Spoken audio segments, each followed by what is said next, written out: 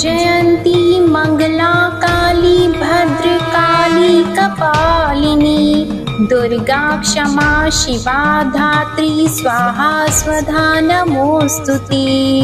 जय माँ काल रात्रि रक्त है करती पान, नवरात्रि के 7वें दिन सारे करते ध्यान। रक्त बीज वध के लिए लिया काली अवतार, भक्त के जीवन में भी भर दो हल्की सी मुस्कान। या देवी सर्वभूतेषु कालरात्रि रूपेण संस्थिता, नमस्तस्यै नमस्तस्यै नमस्तस्यै नमो नमः। प्रिय भक्तजनों, आज चैत्र मास के शुक्ल पक्ष की सप्तमी तिथि है और आज का दिन भूमंडल की अधिष्ठात्री माता महाकाली को समर्पित है। तो आज मैं सुनाने जा रही हूँ चैत्र नवरात्रि के 7वें दिन सुनी जाने वाली माता काल रात्रि की बड़ी ही दुर्लभ कथा। तो आप सभी भक्तजन इन कथा को बड़ी श्रद्धा और प्रसन्न चित्त मन से सुनिएगा। पौराणिक कथाओं के अनुसार शुंभ और निशुंभ और रक्त बीज नामक 3 दुष्ट दैत्य थे। इन तीनों ने मिलकर तीनों लोकों में हाहाकार मचा दिया था। समस्त प्राणियों और देवताओं के सामने जीवन संकट उत्पन्न हो गया था।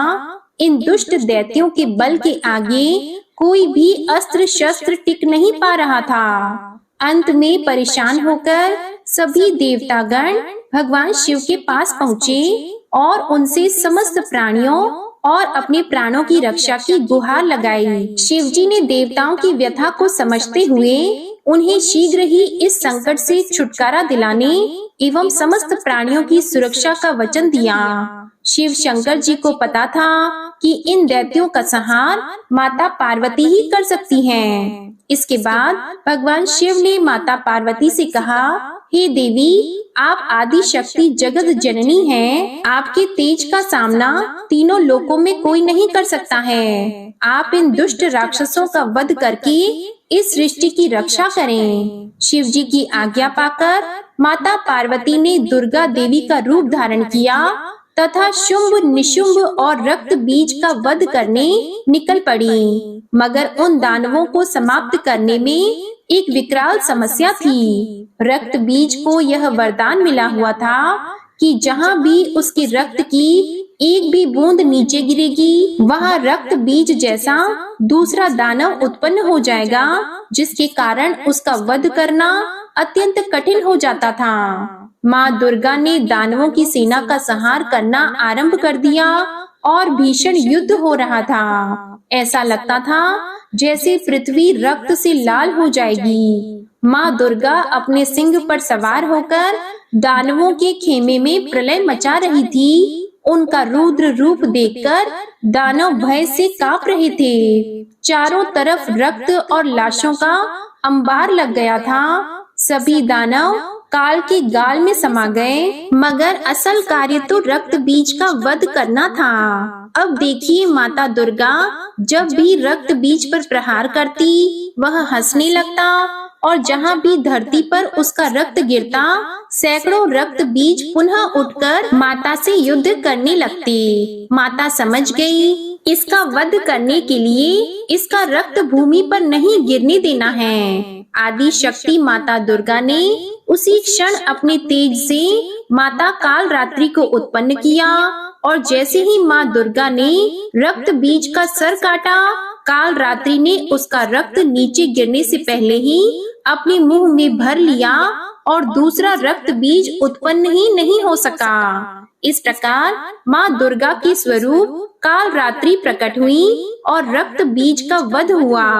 तभी से माता काल रात्रि देवी के 7वें स्वरूप के रूप में स्थापित हुई। प्रिय भक्तजनों, इस दिन जो भी साधक व्रत करता है और माता की कथा का श्रवण करता है, उनका पूजन करता है, उसके लिए ब्रह्मांड की समस्त सिद्धियों का द्वार खुलने लगता है। उसके समस्त पापों का और विघ्नों का नाश हो जाता है। उसे अभय पुण्य लोकों की प्राप्ति होती है। माँ काल रात्रि दुष्टों का विनाश करने वाली है। नवरात्रि के 7वें दिन माँ कालरात्रि की पूजा की जाती है। कालरात्रि देवी दुर्गा का ही एक रूप है, जिसे दैत्य रक्त बीज के वध के लिए माता ने अपने तेज से उत्पन्न किया था। माँ दुर्गा की सातवीं शक्ति कालरात्रि के नाम से जानी जाती हैं। इनका शरीर का रंग काला है, जो अंधकार का प्रतीक है। इनके बाल बिखरे हुए हैं, जो इनकी उग्रता का प्रतीक है।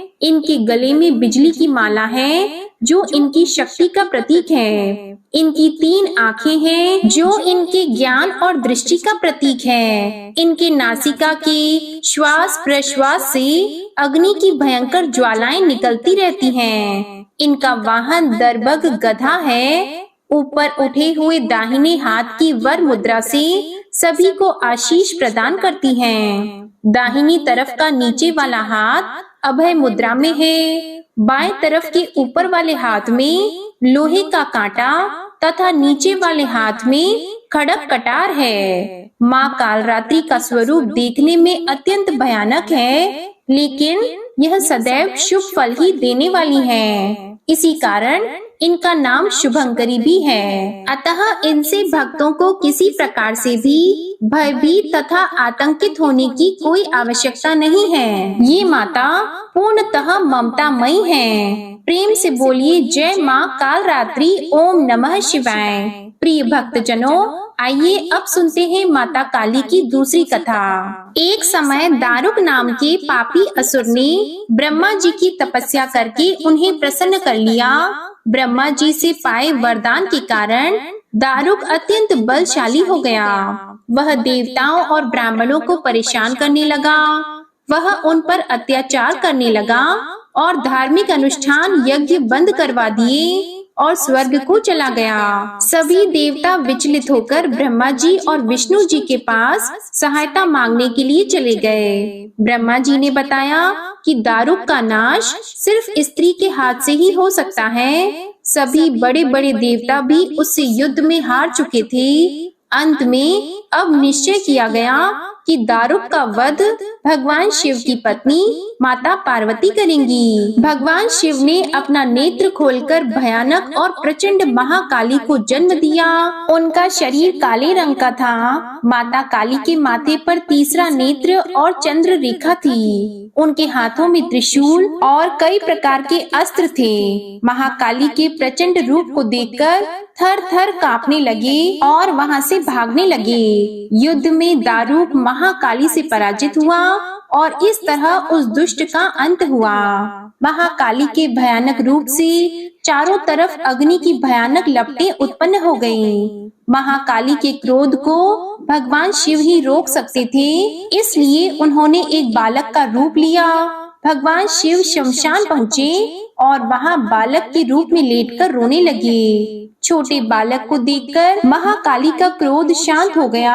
उनके हृदय में ममता भावना जागृत हो गई। उन्होंने शिवजी रूपी छोटे बालक को उठाया और अपने स्तनों का दूध पिलाने लगी। इसलिए उन्हें कहते हैं शिवा धात्री। इस प्रकार से शिवजी ने उनके क्रोध को पी लिया।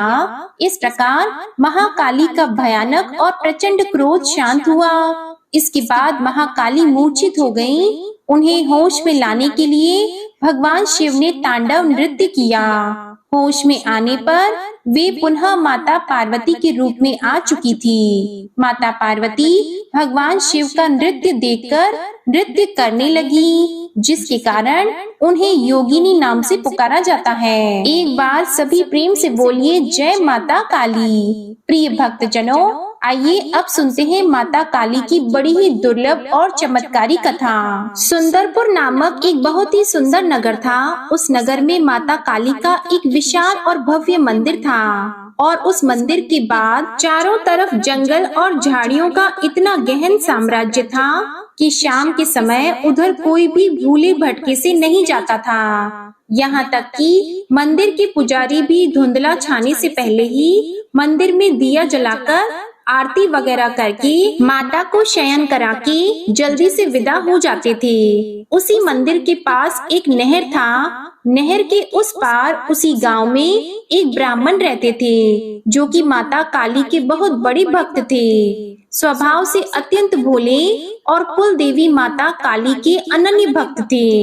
लोगों के लाख मना करने के बाद भी जाड़ा, गर्मी, बरसात, मौसम कैसा भी हो, रात को भोजन करके सोने से पहले वे नहर पार करके मंदिर में मत्था टेकने जरूर जाते थे। ऐसे ही पौष की एक सर्द रात थी। वातावरण में गहरी धुंध छाई हुई थी। क्योंकि उस समय घड़ी का उतना चलन नहीं था, तो ब्राह्मण देव भोजन करने के बाद अपने खेत की रखवाली तथा माता का दर्शन करने के लिए वहां पर चले आए। खेत में फसलों की रखवाली करते हुए उन्हें काफी समय हो गया।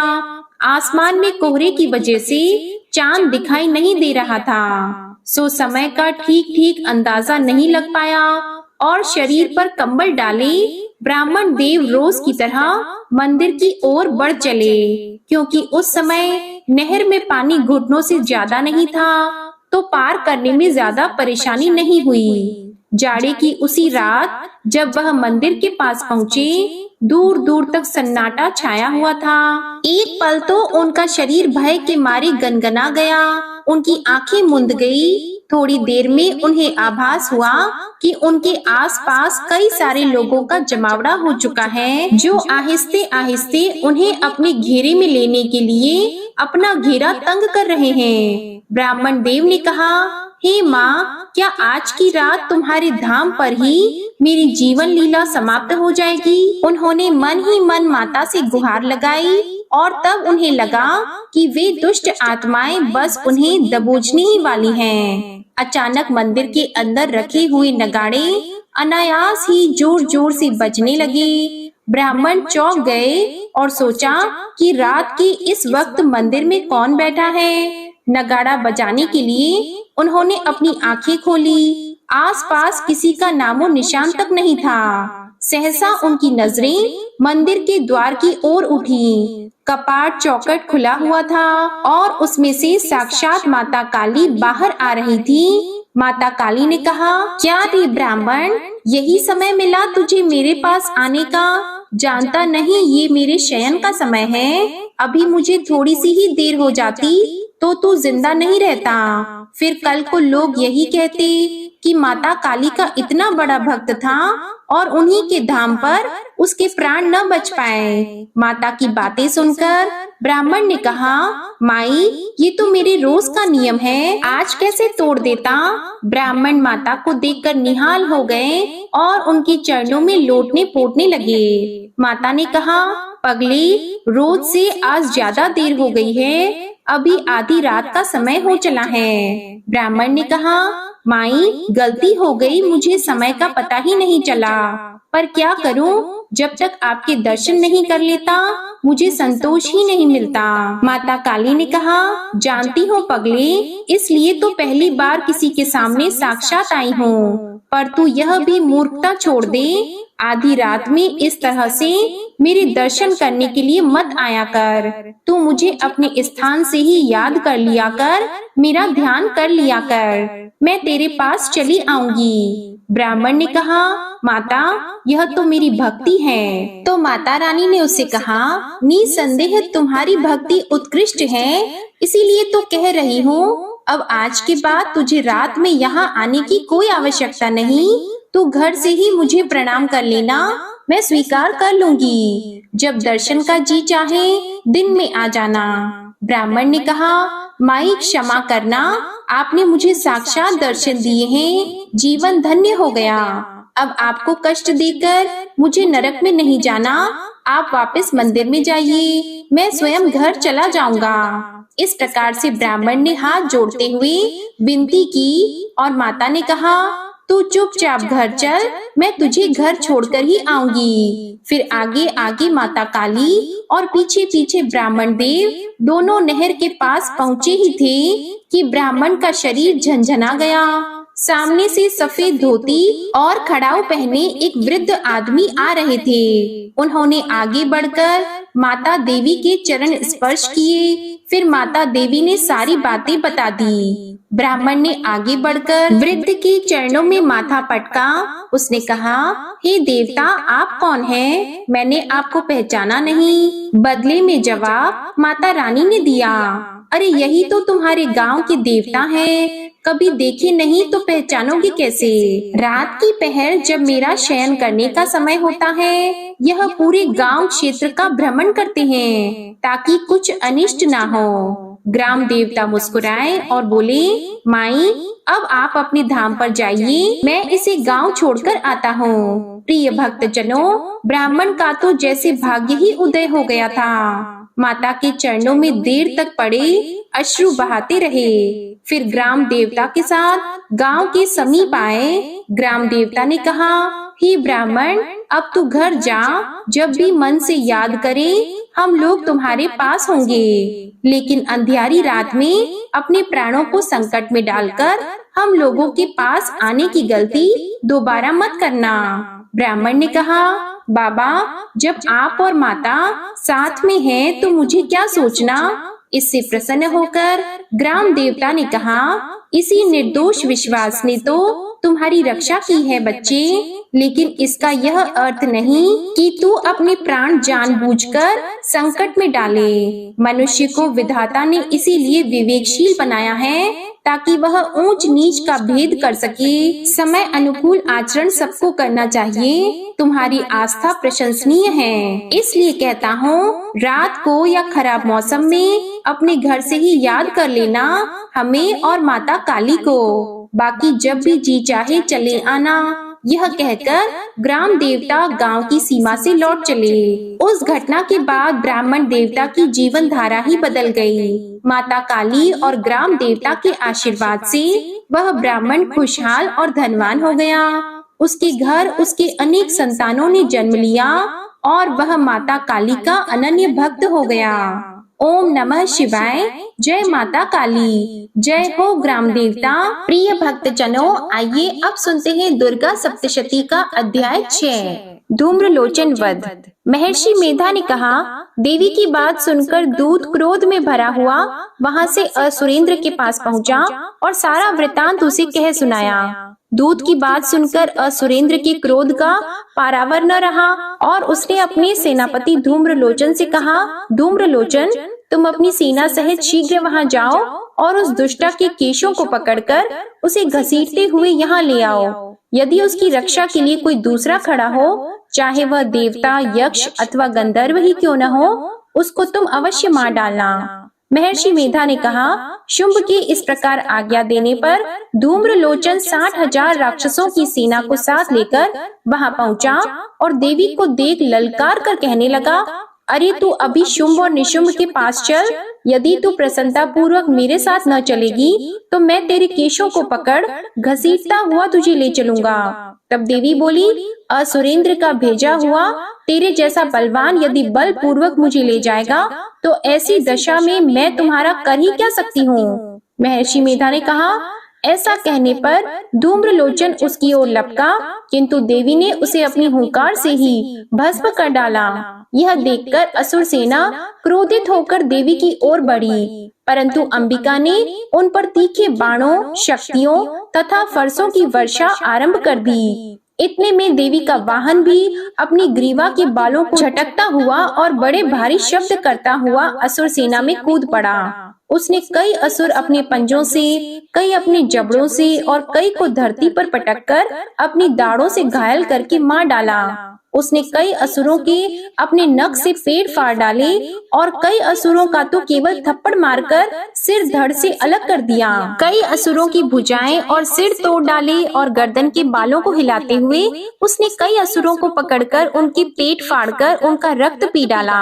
इस प्रकार देवी के उस महाबलवान सिंह ने क्षण भर में असुर सेना को समाप्त कर दिया। शुंभ ने जब यह सुना कि देवी ने धूम्रलोचन असुर को मार डाला है और उसके सिंह ने सारी सेना का संहार कर डाला है, तब उसको बड़ा क्रोध आया। उसके मारे क्रोध के होठ फड़कने लगे और उसने चंड तथा मुंड नामक महाअसुरों को आज्ञा दी, हे चंड, हे मुंड, तुम अपने साथ एक बड़ी सेना लेकर वहां जाओ और उस देवी के बाल पकड़कर उसे बांधकर तुरंत यहाँ ले आओ। यदि उसको यहाँ लाने में किसी प्रकार का संदेह हो तो अपनी सेना सहित उससे लड़ते हुए उसको मार डालो, और जब वह दुष्टा और उसका सिंह दोनों मारे जाएं, तब भी उसको बांधकर यहाँ ले आना। अध्याय 6 समाप्त। अध्याय 7 प्रारंभ। इस अध्याय में चंड और मुंड का वध। महर्षि मेधा ने कहा, दैत्यराज की आज्ञा पाकर चंड और मुंड चतुरंगिनी सेना को साथ लेकर हथियार उठाए हुए देवी से लड़ने के लिए चल दिए। हिमालय पर्वत पर पहुंचकर उन्होंने मुस्कुराती हुई देवी जो सिंह पर बैठी हुई थी उन्हें देखा। जब असुर उनको पकड़ने के लिए तलवारें लेकर उनकी ओर बढ़े, तब अंबिका को उन पर बड़ा क्रोध आया और क्रोध के मारे उनका मुख काला पड़ गया, उनकी भ्रिकुटियां चढ़ गईं और उनके ललाट में से अत्यंत भयंकर तथा अत्यंत विस्तृत मुख वाली लाल आंखों वाली काली प्रकट हुई, जो कि अपने हाथों में तलवार और पाश लिए हुए थी। वह विचित्र खड्ग धारण किए हुई थी तथा चीते के चर्म की साड़ी एवं नर मुंडों की माला पहन रखी थी। उसका मांस सूखा हुआ था और शरीर केवल हड्डियों का ढांचा था, और जो भयंकर शब्द से दिशाओं को पूर्ण कर रही थी, वह असुर सेना पर टूट पड़ी और दैत्यों का भक्षण करने लगी। वह पार्श्व रक्षकों, अंकुशधारी महावतों, हाथियों पर सवार योद्धाओं और घंटों सहित हाथियों को एक हाथ से पकड़ पकड़ कर अपने मुंह में डाल रही थी, और इसी प्रकार वह घोड़ों, रथों, सारथियों व रथों में बैठे हुए सैनिकों को मुंह में डालकर भयानक रूप से चबा रही थी। किसी के केश पकड़कर,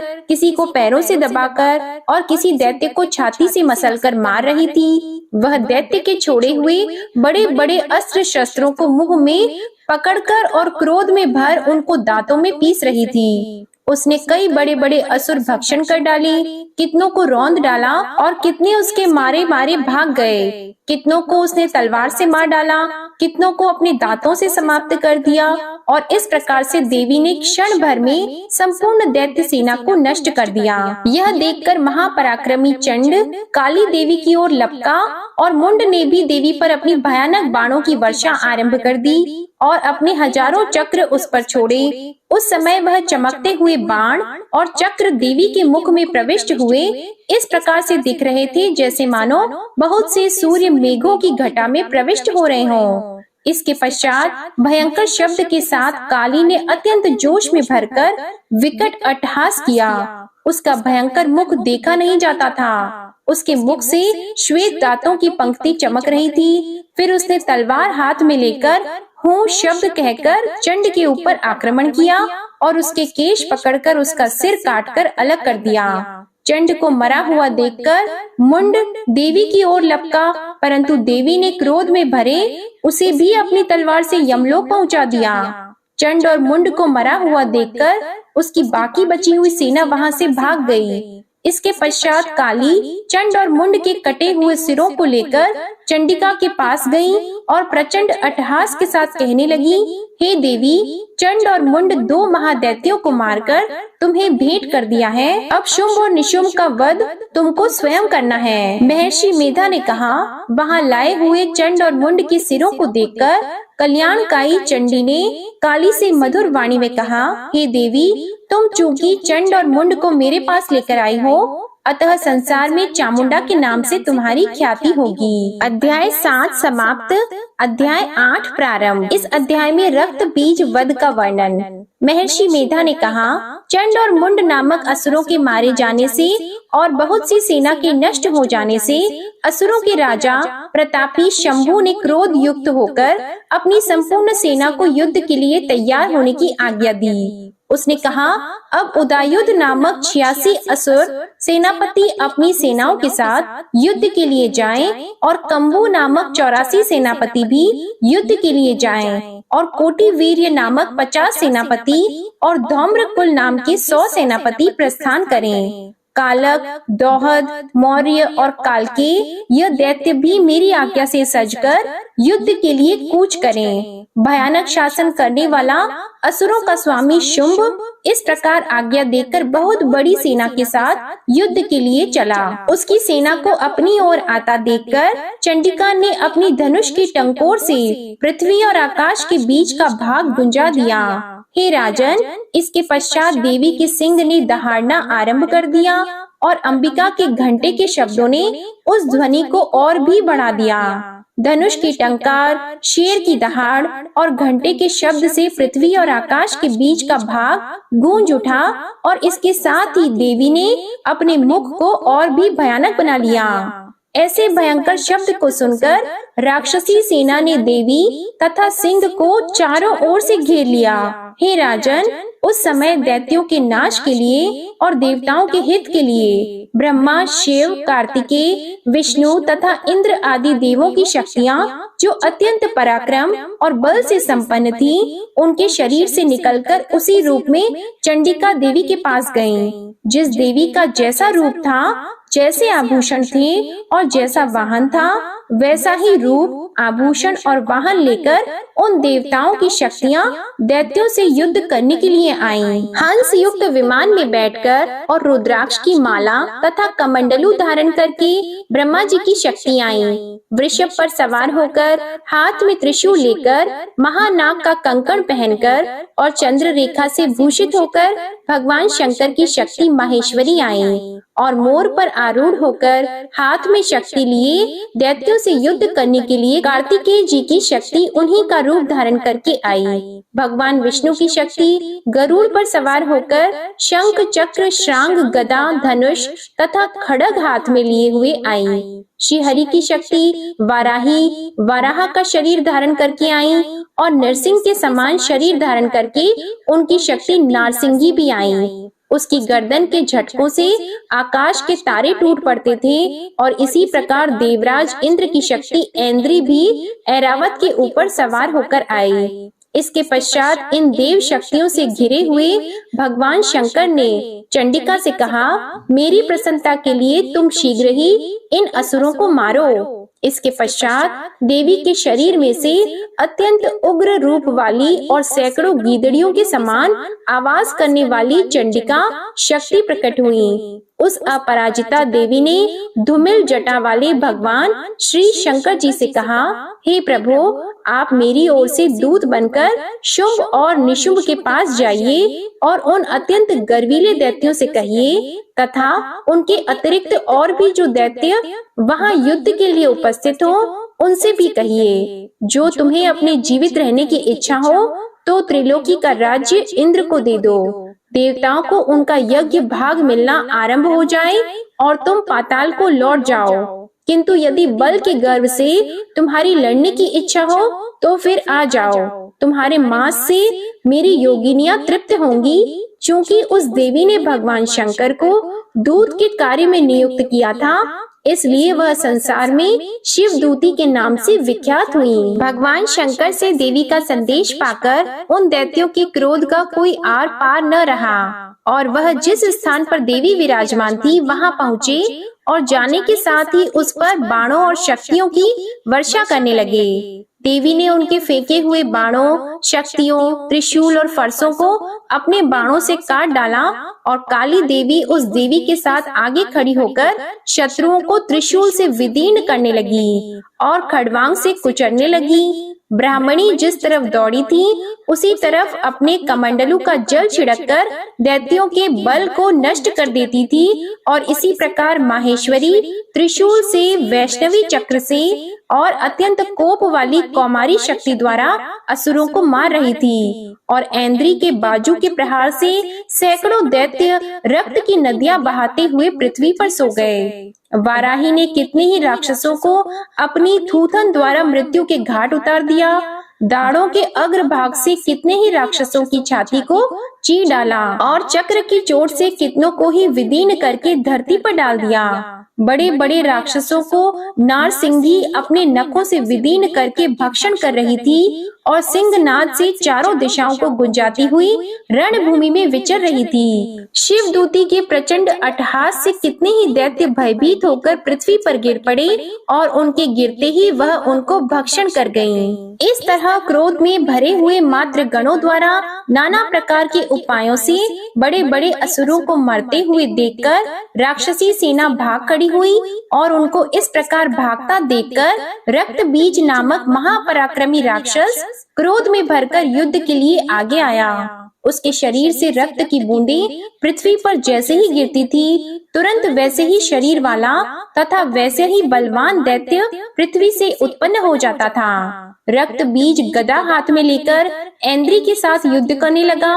जब ऐन्द्री शक्ति ने अपने वज्र से उसको मारा तो घायल होने के कारण उसके शरीर से बहुत सा रक्त बहने लगा और उसकी प्रत्येक बूंद से उसके समान ही बलवान तथा महापराक्रमी अनेकों दैत्य भयंकर रूप से प्रकट हो गए। वह सबके सब दैत्य भयंकर अस्त्र शस्त्र लेकर देवियों के साथ लड़ने लगे। जब ऐन्द्री के वज्र प्रहार से उसके मस्तक पर चोट लगी और रक्त बहने लगा तो उसमें से हजारों ही पुरुष उत्पन्न हो गए। वैष्णवी ने चक्र से और ऐन्द्री ने गदा से रक्त बीज को चोट पहुंचाई और वैष्णवी के चक्र से घायल होने पर उसके शरीर से जो रक्त बहा उससे हजारों महाअसुर उत्पन्न हुए, जिनके द्वारा यह जगत व्याप्त हो गया।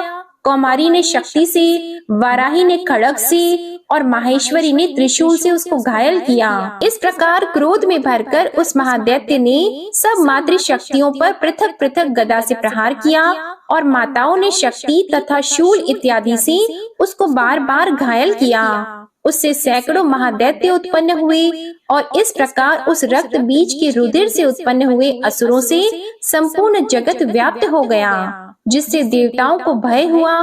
देवताओं को भयभीत देखकर चंडिका ने काली से कहा, हे चामुंडे, अपने मुख को बड़ा करो और मेरे शस्त्र घात से उत्पन्न हुए रक्त बिंदुओं तथा रक्त बिंदुओं से उत्पन्न हुए महाअसुरों को तुम अपने इस मुख से भक्षण करती जाओ।